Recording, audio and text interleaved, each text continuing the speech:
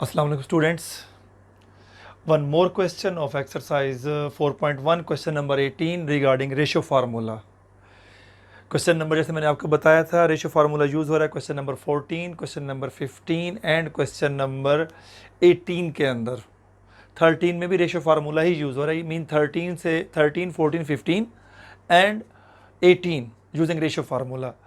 Question number 18 के अंदर आपके पास क्या कहता है कि A and B is a line segment divide into 4 equal parts. General point हमें दिया हुआ है A is equal to x1 y1, b is equal to x2 y2।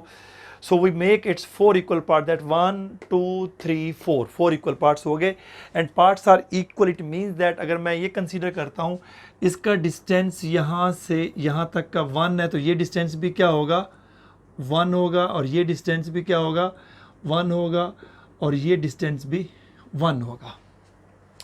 ठीक, अब अगर एक पॉइंट तो मुझे बहुत इजीली मिल जाता है, क्यू पॉइंट। क्यू पॉइंट कैसे इजीली मिल जाता है? रेशियो फार्मूला यूज करूं तो रेशियो फार्मूले से भी मिलता है, लेकिन इसके अलावा एक और फार्मूला भी फॉलो करता है क्यू पॉइंट के लिए। कौन सा वो फार्मूला बेटा?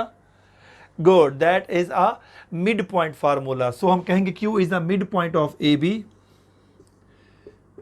Q is a midpoint of AB, so it satisfies the midpoint formula.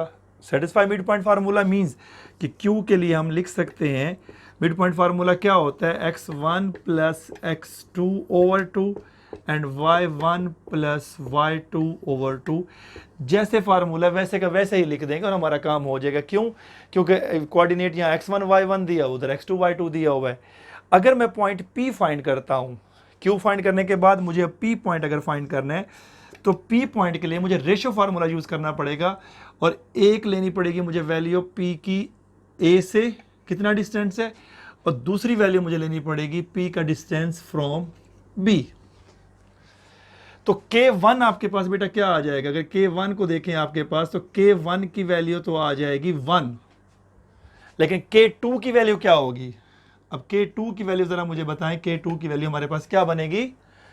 Good, that is 3, क्योंकि यहां से फासला हमने मेजर करना है, इस पॉइंट से लेके इस पॉइंट तक का डिस्टेंस कितना है, तो 1 प्लस 1 प्लस 1, तो वो हमारे पास है 3। So we have to use the ratio formula. Ratio formula जब यूज करेंगे हमारे पास तो रेशियो फार्मूले के तहत क्या आ जाएगा? अकॉर्डिंग टू रूल K1x2, तो K1 की वैल्यू क्या है 1। तो हमारे पास अगर फार्मूला लिखना चाहते हैं तो मैं पहले फार्मूला लिख के फिर नीचे आंसर लिख दूंगा। K1x2 plus K2x1 over K1 plus K2, ताकि आपके पास फार्मूला रिमाइंड हो जाए, और K1y2 plus K2y1 over K1 plus K2। ये तो बेटा फार्मूला। x1 और x2 कोऑर्डिनेट तो सेम है, y1 y2 भी सेम है, हमें सिर्फ K1 और K2 की वैल्यू को यहाँ पुट करना है। जब मैं K1 और K2 की वैल्यू को यहाँ पुट करता हूँ तो मेरे पास क्या आ जाए? K1 की वैल्यू क्या है 1 हम लिखे ना कि 1x2 या सिर्फ x2 लिख दें तो कोई फर्क नहीं पड़ता, और K2 की वैल्यू क्या है? Good, that is 3। So 3x1 over K1 plus K2, तो आपके पास 3 प्लस 1 मैं डायरेक्ट यहाँ लिख रहा हूँ 4, और इसी तरह से K1 आपके पास क्या आ जाएगा y2 प्लस 3y1 ओवर 4। तो ये आ गई आपके पास P की वैल्यू। अब मुझे वैल्यू किसकी फाइंड करनी है? R की।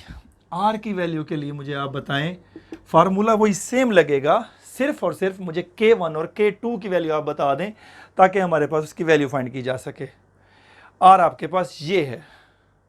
गुड, अब K1 की वैल्यू बेटा, K1 की वैल्यू यहां से लेके यहां तक का जो डिस्टेंस है वो वैल्यू बन जाएगी K1 की, और वो किसके इक्वल हो जाएगी? 3 के। गुड, और यहां से लेके यहां तक की जो वैल्यू है वो वैल्यू बन जाएगी हमारे पास K2 की, और K2 की वैल्यू हमारे पास क्या आ जाएगी 1 के। वही सेम फार्मूला, सिर्फ K1 और K2 की वैल्यू चेंज करनी है। क्यों सेम फार्मूला यूज कर रहे हैं? क्योंकि हमारे पास एंड कोऑर्डिनेट्स तो वही पॉइंट सेम है, x1 y1 और x2 y2, जैसे हमने यहाँ पे लिखा हुआ है। तो अब K1 की जगह हमारे पास क्या आ जाएगा? वो आ जाएगा 3x2 प्लस K2 की जगह हमारे पास क्या आ जाएगा 1। तो आप क्या लिख देंगे x1 over K1 plus K2, अगर मैं यहाँ पे लिख भी दूँ 3 + 1 4, फार्मूले के मुताबिक भी चलें, आपके पास जगह है तो यूज़ किया जाए।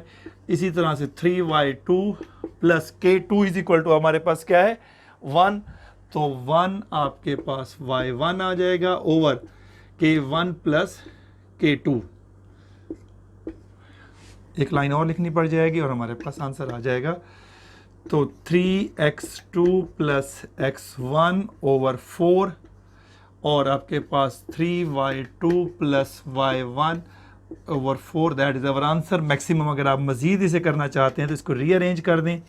x1 प्लस आपके पास 3x2 ओवर 4 और आपके पास y1 + 3y2 ओवर 4। हमारे पास 3 अननोन पॉइंट्स थे, तीनों अननोन पॉइंट्स हमने फाइंड कर लिए P Q R। एक और मेथड भी है, अगर आप यूज़ करना चाहें तो वो भी कर सकते हैं। जैसे आपके पास यहाँ 1 है, यहाँ 1 है, तो अब Q की वैल्यू हमने फाइंड कर ली है, तो P is the midpoint of AQ, mid point formula लगा कर सकते हैं, and R is the midpoint of QB। उस तरह से भी आप कर सकते हैं, दोनों मेथड से आपके पास आंसर आ जाएगा। इस तरह से क्वेश्चन नंबर 18 भी हमारे पास हो जाता है। It is also important question. जी बेटा, now we will solve question number 14 of exercise 4.1. It's also using the ratio formula. So according to ratio formula, that we have to find out the line point which is 3/5 of AB. A and B value is given and he is asking about the statement, find the 3/5, find 3/5 of the line of this point. 3/5 means आपके पास 3/5 का मतलब ये है कि 3/5, 3 out of 5. It means that हम ये कह सकते हैं कि अगर ये total length of the line आपके पास 5 है और हमें ये P पॉइंट फाइंड करना है, तो अगर ये वाला हिस्सा 3 है तो P से लेके B तक का डिस्टेंस कितना होगा? Good, that is 2. We have to use the ratio formula. So K1 is equal to this and K2 is equal to 2. So we have to use the same ratio formula K1 x2 plus K2 x1 over K1 plus K2. हमें P की value find करनी है. So P of xy, तो x coordinate के लिए K1 x2, K1 की value बेटा हमारे पास क्या है? हमने सिर्फ फार्मूले के हिसाब से चलना है. 3 और x2 की जगह यहाँ x2 है according to formula. So what do you have in the place of x2? That is 5. अगर आप कंफ्यूज हो तो फिर बेशक आप यहाँ से लिख सकते हैं पेंसिल के साथ x1 y1 और इधर लिख सकते हैं आप x2 and y2.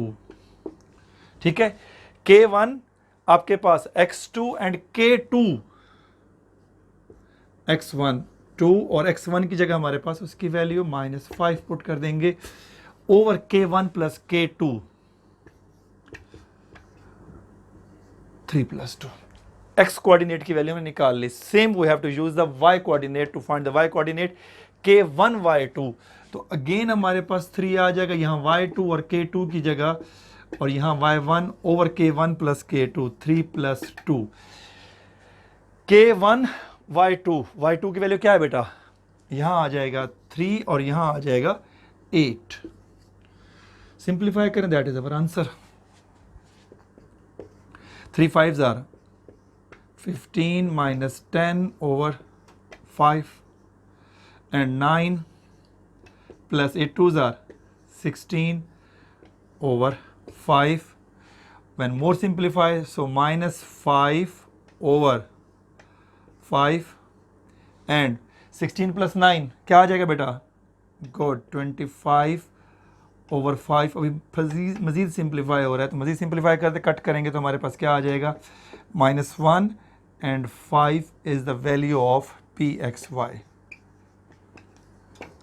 That is our answer.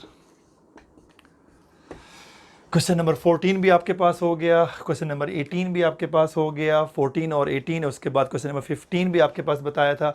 Important है, रिड्यूस सिलेबस के मुताबिक रेशियो फार्मूला इन 3 क्वेश्चंस के अंदर यूज़ हो रहा है.